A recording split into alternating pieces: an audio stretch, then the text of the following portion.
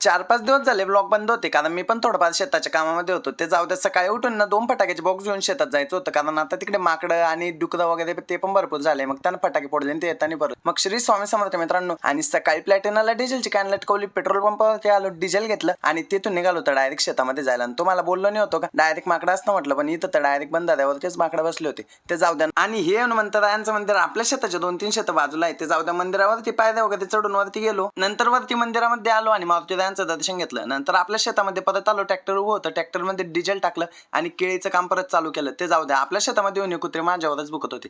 म्हटलं यांना आता जाऊ द्यायचं, यांना पुढच्या टायमाला बघायचं. ते जाऊ द्या. नंतर ना निंबाच्या सावलीमध्ये गाडी लावून दिली आणि मी पण एकदम शांततेत बसलो होतो. मग तेवढ्यात काय केलं, कॉक वगैरे बंद करायचं होतं. अर्धा तास पाणी एक आवडावरती लावलं होतं. इवळीवची काडी आणि पाना हातामध्ये घेऊन एवढा गारा चावत चावत चावत आलो भाई या पेटीकडे. या पेटीमध्ये ना मवळं आहे, मवळचे खाताना मध म्हणतात ते. आणि मग कॉक वगैरे त्याच्या बाजूचे बदलून दिले. आजच्यासाठी एवढंच भेटतो पुढच्या ब्लॉगमध्ये. तोपर्यंत जय महाराष्ट्र.